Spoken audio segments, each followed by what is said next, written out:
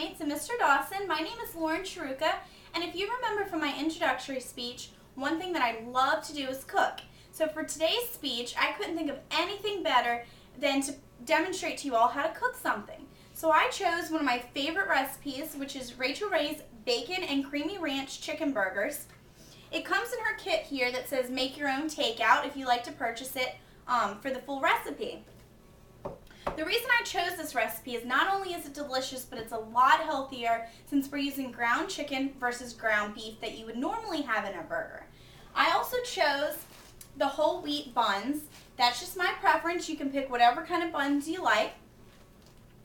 So we're going to start off with 8 slices of bacon for about 4 burgers. You want to get that into the pan over medium to high heat, get that nice and crispy while you're getting your mixture prepared here.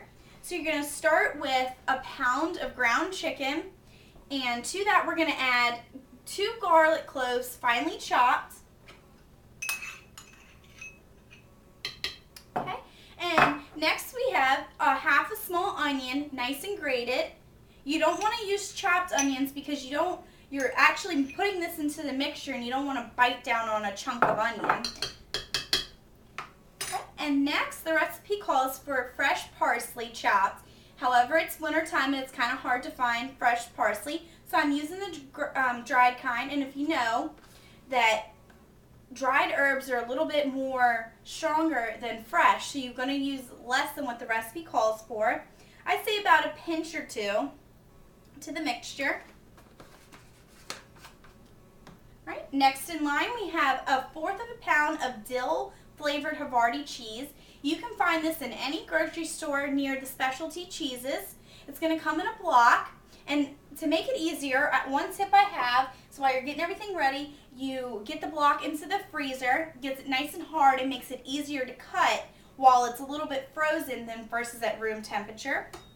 So you just want to cut the cheese long ways, and then you're going to chop it, turn and chop it this way. And you're going to throw this down into the mixture along with the cheese we already have prepared. And here I've added the ranch packet seasoning along with some salt, pepper, and garlic powder. You can use whatever seasonings you like, but these are the ones that I chose. And lastly, we have 1 lemon grated. And if you've never grated a lemon before, it's really easy. You just take a grater and a lemon, and you just slightly grate to get the yellow flakes of the lemon. You don't want to get down into the white part because that can become bitter. Once you get the grated lemon, you'll cut your lemon in half. I already have one here prepared. And you'll just squeeze it with this side facing up, just so we make sure no seeds get down into the mixture. And just hold your hand there to make sure, again, that they don't get in. So you get all the lemon juice. Okay. And once you do that, I like to use my hands. If you want to use a mixer or something else, and just get right in and mix your burgers nice and well. You want to make sure all the ingredients are incorporated into the burger, but however, you don't want to overmix because that can cause your burger to become very tough. So once you think you got it nice and mixed, I like to take my hand, like so, and divide it long ways, and then go back and divide it this way. That causes for a more even burger, and you're not going to have larger burgers that are going to be bigger than the other and then some small. And then you're just going to begin to shape it as if you would any other type of burger. Just into a mound. And one tip that I'd like to give you all is when you're cooking your burgers, if you've ever had a swollen burger, here's a tip to fix that. You'll take your thumb and just imprint it into the middle. That way, when it cooks up, it'll be more even and like a burger you would get at a restaurant.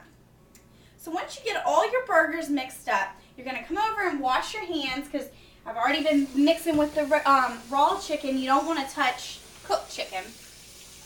Get your hands nice and washed, and for the sake of time, I already have a burger prepared to show you all how to top it. So you take your plate, and I toasted my wheat bun, and over here I have the burger.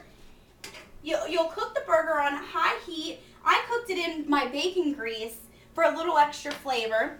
And then you'll take and you'll top it with some bacon, and I chose provolone cheese, and then you'll melt it down over top. Then I take a little bit of ranch versus all the ketchup, mayonnaise, and mustard that some people like to use. Just get a little bit of ranch down, and you'll top your burger like so. And you can serve your burger with fries, onion rings, anything you like, but for me, I just chose simple chips. And here's my finished product. I hope this has helped you all to learn how to cook a burger.